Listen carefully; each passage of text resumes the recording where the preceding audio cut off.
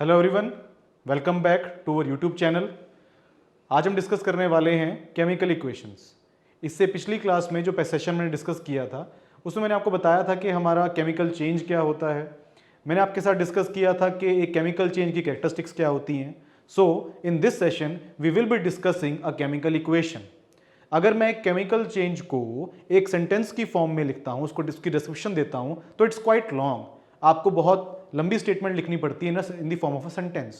So rather than using a sentence हम use करते हैं आपकी वर्ड इक्वेशन, और उसी को कहा जाता है आपकी केमिकल इक्वेशन। सो केमिकल इक्वेशन जो है वो आपकी क्या है, एक तरह की रिप्रेजेंटेशन है किसी केमिकल चेंज की in the form of word equation. The chemical equation is of two types, एक होती है हमारी स्केलेटल और दूसरी होती है हमारी बैलेंस्ड केमिकल इक्वेशन।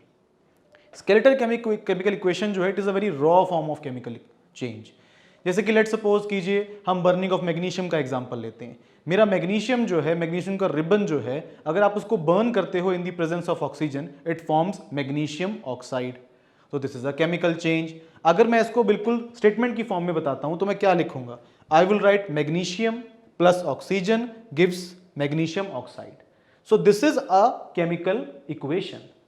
मैं इसको सेंटेंस की फॉर्म में बोलूं तो magnesium is reacting with oxygen to form magnesium oxide. It's a quite a long sentence. So by using a chemical equation, the representation becomes short, simple and easy.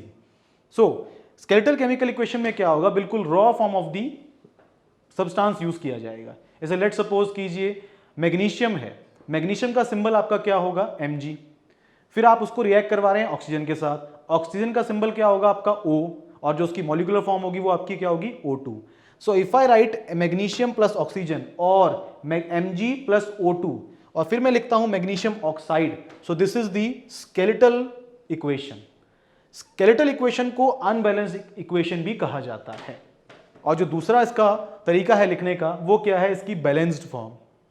Now balanced form में आप क्या लिखोगे? आप magnesium को 2Mg लिखोगे, symbol use करोगे, number use करोगे, और O को आप उसकी मॉलिक्यूलर फॉर्म में लिखोगे O2 में, and then you get 2MgO।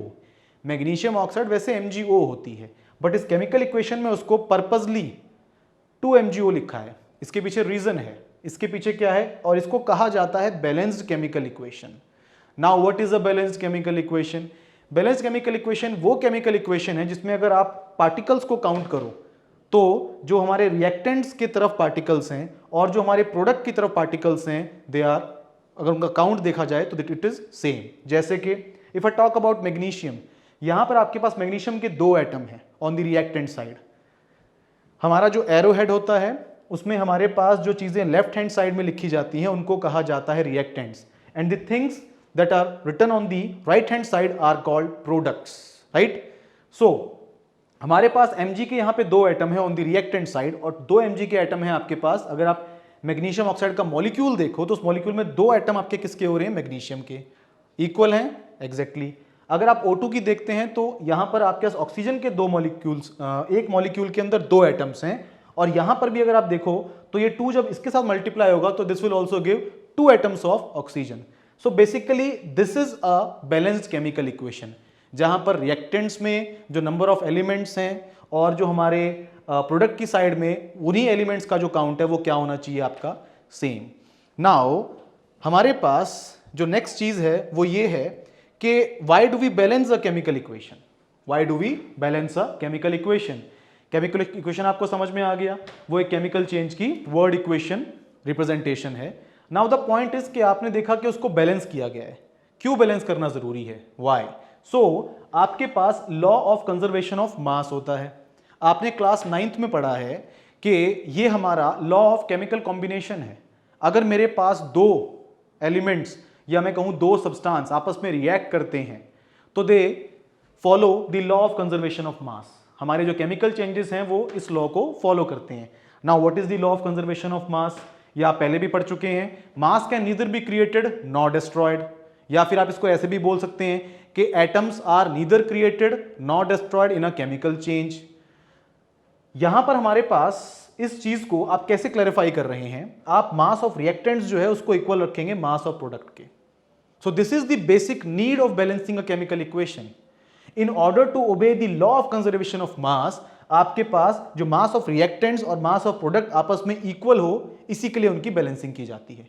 क्योंकि जब उनके एटम्स दोनों तरफ इक्वल होंगे तो जाहिर सी बात है उनके जो मासेस होंगे वो भी आप क्या कर सकते हो, इक्वल ले सकते हो। जैसे कि लेट सपोज कीजिए हमारे पास मैं एक केमिकल रिएक्शन ले रहा हूं, वही हमारा जो फेमस है बर्निंग ऑफ मैग्नीशियम। तो यहां पर हमारे पास क्या हो रहा है, मैग्नीशियम और ऑक्सीजन को आपस में क्या कराया जा रहा है, रिएक्ट कराया जा रहा है। तो लेट सपोज कीजिए I have 10 gram of magnesium and only 2 gram of oxygen, इनको मैं आपस में रिएक्ट कराता हूं। आफ्टर द चेंज मेरे पास क्या बन रहा है, मैग्नीशियम ऑक्साइड। सो आपको क्या मिलेगा अगर आप उस मैग्नीशियम ऑक्साइड को वे करते हो, it will be equal to 12 gram. So 10 + 2 12, और यहां पे आपके पास 12 है। सो this is the need of balancing a chemical equation. आपका जो लॉ ऑफ कंजर्वेशन ऑफ मास है वो क्या होना चाहिए, ओबे होना चाहिए। तो इसलिए हम क्या करते हैं, केमिकल इक्वेशंस को बैलेंस करते हैं। Now the next part is कि how to balance a chemical equation. Chemical equation को बैलेंस करने के लिए जो हम जनरल मेथड यूज करते हैं वो होता है आपका हिट एंड ट्रायल मेथड। हम यहां पर डिस्कस करेंगे आपका एक और मेथड, एल्जेब्रिक मेथड। दोनों ही मेथड आपके यूजफुल हैं। द एल्जेब्रिक मेथड के साथ थोड़ी सी प्रॉब्लम क्या है कि ये थोड़ा सा टाइम कंज्यूमिंग है। So my suggestion to you is कि जब आप किसी इक्वेशन को बैलेंस करते हैं तो you should go for hit and trial method, जो कि आपको काफी सारी आपकी रेफरेंस बुक में मिल जाएगा। बस थोड़ा सा आपके ऊपर, आपका नंबर्स के ऊपर होल्ड होना चाहिए, ठीक है, थोड़ा सा पेशेंस, और आपका आंसर इजीली निकल जाता है। हमें एल्जेब्रिक मेथड पे तब जाना चाहिए जब आपके पास थोड़ा सा टाइम हो, आप एग्जाम दे रहे हैं, you are left with time, you want to be very sure with the balancing, तो आप एल्जेब्रिक मेथड को क्या कर सकते हैं, ऑप्ट कर सकते हैं। So let us now try to understand what is the hit and trial method, या हम हिट एंड ट्रायल मेथड से कैसे केमिकल इक्वेशंस को बैलेंस कर सकते हैं। सो एग्जाम्पल के तौर पे मैं आपका ये रिएक्शन ले रहा हूं, ये रिएक्शन आपका एनसीईआरटी का एग्जाम्पल है, बैलेंसिंग एनसीईआरटी में इसी एग्जाम्पल के थ्रू समझाई है। यहां पर आपका हो क्या रहा है कि आपका आयरन जो है उसको स्टीम के साथ रिएक्ट कराया जा रहा है। This is Fe iron and water here is used as steam. जब आयरन स्टीम के साथ रिएक्ट करेगा तो आपको आयरन की ऑक्साइड मिलेगी Fe3O4, और साथ में आपकी लिबरेशन ऑफ हाइड्रोजन गैस होगी। तो ये मेरे पास केमिकल इक्वेशन है। अगर फिलहाल आप यहां पर आयरन के एटम्स, हाइड्रोजन के एटम्स या ऑक्सीजन के एटम्स काउंट करते हैं on the reactant and the product side, वो सेम नहीं है। दैट मीन्स जो ये हमारे पास इक्वेशन है ये एक अनबैलेंस्ड केमिकल इक्वेशन है या फिर एक स्केलेटल इक्वेशन है। सो इन order to obey the law of conservation of mass, yes, law of conservation of mass, आप इसको क्या करेंगे, बैलेंस करेंगे। सो द मेथड जो हम डिस्कस करने वाले हैं वो कौन सा है, हिट एंड ट्रायल मेथड। कैसे इसको हम इक्वेशन को बैलेंस कर सकते हैं, by this method. So for that आपको एक छोटी सी टेबल बनानी है, इसमें हमारे पास 3 कॉलम्स होने चाहिए। हमें क्या करना है, सबसे पहला कॉलम है आपका एलिमेंट का, फिर रिएक्टेंट का, फिर प्रोडक्ट का। तो जो पहला कॉलम एलिमेंट का है उसमें आपको देखना है, देखो सिंपल सी बात है, हमारे पास जो एलिमेंट्स रिएक्टेंट साइड में होंगे वही प्रोडक्ट साइड में होते हैं। तो जल्दी जल्दी में ऐसा नहीं करना कि आप यहां भी सर्च कर रहे हो और यहां भी सर्च कर रहे हो, आप सिर्फ रिएक्टेंट साइड में देख लो, जो एलिमेंट्स वहां है वही आपको प्रोडक्ट साइड में मिलेंगे। सो यहां आपके पास Fe है आयरन, मैंने लिख दिया, आपके पास हाइड्रोजन है H, मैंने लिख दिया, और आपके पास ऑक्सीजन है, मैंने वो भी लिख दिया। आपको इनकी मॉलिक्यूलर फॉर्म नहीं लिखनी, आपको इनका बस सिंबल लिखना है, जैसे Fe आयरन के लिए, हाइड्रोजन के लिए H और ऑक्सीजन के लिए O। नाउ अब आपको मैंने बताया कि इसमें सेकंड कॉलम क्या है, रिएक्टेंट्स का है। तो basically what you have to do is कि आपके पास you have to count the atoms, आपके पास रिएक्टेंट साइड में इन एलिमेंट के जो एटम्स हैं वो काउंट करके वो लिखने हैं। सो अगर आप यहां पर देखें तो मेरे पास आयरन का सिर्फ एक एटम है, तो यू विल राइट 1, ओके, आप ऐसे यहां पे 1 लिखेंगे। अब Fe को ही आप देखेंगे प्रोडक्ट में, यहां पे आप देखते हैं तो Fe3O4 है, तो यहां पर क्या आ जाएगा आपका 3, राइट। फिर आप देखेंगे आपका नेक्स्ट क्या है, आपके पास हाइड्रोजन, हाइड्रोजन के आपके पास कितने एटम्स हैं, 2 on the reactant side, product में आपके पास कितने हैं, 2, राइट। फिर आप देखेंगे ऑक्सीजन, यहां पे आपके पास कितने एटम्स हैं, 1, और यहां पे कितने हैं आपके पास, 4। So on the reactant side you will right 1 and on the product side you will right 4। So this is how you draw this table. अब करना क्या है, अब आपको जो ये काउंट है रिएक्टेंट्स का और प्रोडक्ट्स का, हर एलिमेंट का क्या करना है, सेम करना है। चलिए let's start with Fe iron, यहां पे 1 एटम, वहां पे 3 एटम। कैसे आप इनको इक्वेट कर सकते हो, a very simple way of equating is कि क्यों ना आप यहां पर 3 मल्टीप्लाई करो। तो if I multiply 3 with Fe, मुझे यहां पर भी क्या लिखना पड़ेगा, 3 लिखना पड़ेगा। क्या यहां पर आयरन के साथ किसी और कोई और एटम है? नहीं है, तो ये 3 सिर्फ Fe के साथ मल्टीप्लाई होगा, राइट। चलो Fe आपका बैलेंस हो गया। फिर हमारे पास आता है हाइड्रोजन। हाइड्रोजन जो है अगर आप यहां पर देखें तो ये 2 है और ये 2 है, वो ऑलरेडी बैलेंस है, तो उसको हम थोड़ी देर के लिए अकेला छोड़ देते हैं। Let's talk about oxygen. Oxygen जो है हमारे पास 1 और 4 है, बहुत ही ज्यादा अनबैलेंस्ड है। तो इसको बैलेंस कैसे किया जा सकता है आपका? आप देखें तो यहां पे ऑक्सीजन है, और ऑक्सीजन को बैलेंस कैसे कर सकते हैं आप? अगर आप यहां पर क्या मल्टीप्लाई कर दें, 4। तो if I multiply 4 with oxygen on the reactant side, तो आप देखेंगे ऑक्सीजन यहां पर है। आप 4 मल्टीप्लाई करें, दैट डजंट मीन कि आप इसके नीचे 4 लिखेंगे, ये गलत हो जाएगा। आप 4 को लिखेंगे, ऑक्सीजन अगर अपनी मॉलिक्यूलर फॉर्म में है, जिस भी फॉर्म में है, उसके साथ लिखेंगे आप। दैट मीन्स कि आप 4 यहां पे लिखेंगे। The moment you right 4 here, तो मतलब 4 मल्टीप्लाई हो गया किसके साथ? O के साथ। अब क्या यहां पे O अकेला था? नो, आपका O जो है वो वाटर के अंदर एज अ एलिमेंट प्रेजेंट है। तो वाटर में आपके पास हाइड्रोजन भी होता है। तो हाइड्रोजन के पास कितने आइटम्स थे? हमारे पास 2 थे। बाय राइटिंग 4 हियर मैंने उसको उसके साथ मल्टीप्लाई कर दिया, तो 4 2 क्या हो गया? 8। तो आप यहां पर भी क्या करेंगे? इंटू 4 लिखेंगे। हमारे पास आयरन बैलेंस हो गया। एट दिस पॉइंट हमारे पास ऑक्सीजन भी बैलेंस हो गया। नाउ अगर मैं हाइड्रोजन पे आता हूं तो ये अनबैलेंस हो गया। You do not to worry about it, ये भी बैलेंस हो जाएगा। इसमें इस तरह से नंबर्स की शफलिंग होती रहती है, ठीक है। सो अगर मैं देखूं तो 2 4 8। Now can I make this 2 as 8? बिल्कुल बन सकता है। आप यहां पर भी क्या मल्टीप्लाई कर दीजिए? 4 मल्टीप्लाई कर दीजिए। तो if I multiply 4 with hydrogen on the product side, तो इसका मतलब क्या है कि आप 4 कहां पे लिखेंगे? यहां पे लिखेंगे। सो यहां पर क्या हुआ? हमारे पास आयरन भी बैलेंस हो गया, हाइड्रोजन भी बैलेंस हो गया, और आपका ऑक्सीजन भी बैलेंस हो गया। So this is how we balance a chemical equation by the hit and trial method. So हमारे पास ये जो इक्वेशन थी अब ये बैलेंस्ड फॉर्म में है। यहां पे आप इनको दोबारा कॉपी कर सकते हैं।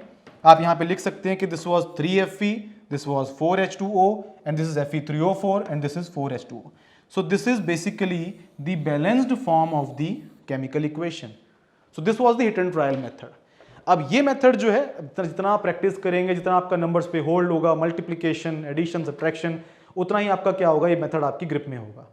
बाय चांस मान लीजिए कोई केमिकल इक्वेशन आपको टफ एनकाउंटर हो जाती है, सो उसके लिए भी हमारे पास क्या है? मेथड है, that is the algebraic method. But as I told you कि ये मेथड जो है थोड़ा सा टाइम कंज्यूमिंग है।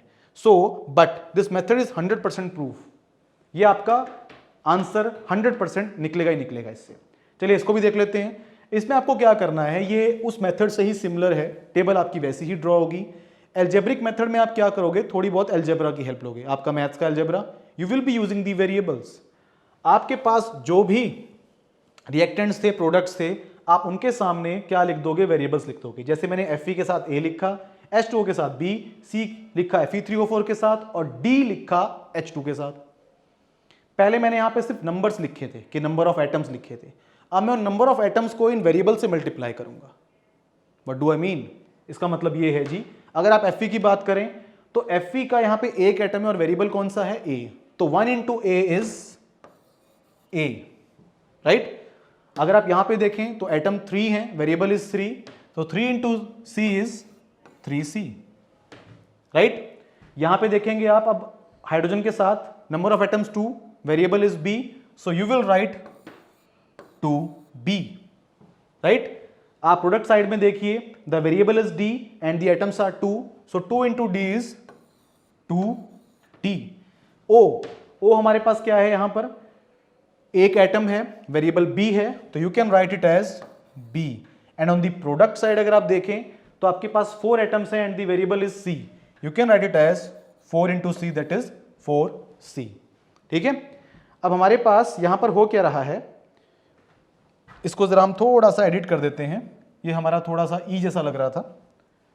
सो हमने क्या किया? पहले नंबर्स यूज किए थे, हमने वेरिएबल्स यूज किए हैं और उनको मल्टीप्लाई किया नंबर ऑफ एटम्स के साथ। अब आपको ये एज इक्वेशंस यूज करनी है। यहां से हम क्या करते हैं? इक्वेशंस आपकी बना लेते हैं, ठीक है। क्या इक्वेशन बन रही है आपकी? The very first equation is a equals to 3c। आपको उनको इक्वेट करना है जो आपके वेरिएबल्स आपने ऑब्टेन किए हैं। सेकंड आपके पास क्या है? 2b equals to 2d। The third equation is b equals to 4c। After writing these equations, एक चीज का बड़ा ध्यान रखना है आपको, and this is the turning point in this method. आप क्या करेंगे, आपको जो भी इसमें कंपाउंड सबसे बड़ा लगता है, जो कि यहां पर Fe3O4 है, उसके वेरिएबल को, जो भी कंपाउंड आपका, जनरली हम प्रोडक्ट साइड लेते हैं बट आप रिएक्टेंट साइड भी ले सकते हो, नॉट अ बिग इशू। आपको जो आपको कंपाउंड बड़ा लगता है, आपको उसका वेरिएबल इक्वल्स टू 1 कर देना है। दैट मीन्स कि आप क्या करेंगे, आप लिखेंगे let c equals to 1। The moment I equate c equals to 1, यहां पर वैल्यूज में चेंज आ जाएगा। क्या चेंज आएगा? a was equal to 3c, so a now equals to 3। तो I have the value of a, c को मैंने 1 ले लिया था, a मेरे पास कितना आ गया? 3 आ गया। Now let's talk about the third equation, क्योंकि जो सेकंड इक्वेशन है वहां पे b और d अभी भी अननोन है, बट हम लास्ट इक्वेशन को ले सकते हैं। So b is equal to 4c, तो 4 into 1 that is equal to 4। Now I have a, I have b and I have c। तो अगर मैं d को फाइंड करने की कोशिश करता हूं, तो अगर आप इस इक्वेशन को यहां पे सिंप्लीफाई करना चाहें तो आप 2 को 2 से क्या कर सकते हैं? कट कर सकते हैं। सो नाउ हमारा जो b है वो हमारे d के इक्वल है, and that is equal to 4। मेरे पास a भी आ गया, b भी आ गया, c भी आ गया और d भी आ गया, और यही चारों मेरे पास क्या थे? मेरे वेरिएबल्स थे। आप इन वैल्यूज को यहां पुट करेंगे and your equation is balanced. देखिए जरा कैसे। मेरे पास AFE, a की आपके पास वैल्यू कितनी आ रही है यहां पर? 3, तो you can write it as 3Fe plus आपके पास है BH2O, B क्या है आपके पास? 4, यू कैन राइट 4H2O। फिर आपके पास क्या है? CFe3O4 and C is equals to 1, so you can just write Fe3O4। And आपके पास आता है DH2, और D की वैल्यू कितनी है आपके पास? 4, सो this is 4H2। So now the equation is balanced. तो ये हमारे पास दो मेथड थे आपके पास, आप इनको अच्छे से प्रैक्टिस करेंगे। हिट एंड ट्रायल मेथड बहुत इजी है, वो आपकी फर्स्ट प्रेफरेंस होना चाहिए। अलजेब्रिक मेथड आप तब यूज करेंगे जब आपके पास थोड़ा टाइम कंज्यूमिंग है, तो टाइम अगर आपके पास बच रहा है, आप डाउटफुल हैं कि आपने इक्वेशन को जो बैलेंस किया है वो सही है नहीं है, तो आप इसको यूज कर सकते हैं। सो आई होप आपको ये वीडियो पसंद आई होगी। प्लीज वीडियो को लाइक कीजिएगा, हमारे चैनल को सब्सक्राइब कीजिएगा, और ताकि आप जो कमिंग अपडेट हैं, जो कमिंग वीडियोज हैं, आपको वो भी पता लगती रहें। That's all for today, thank you.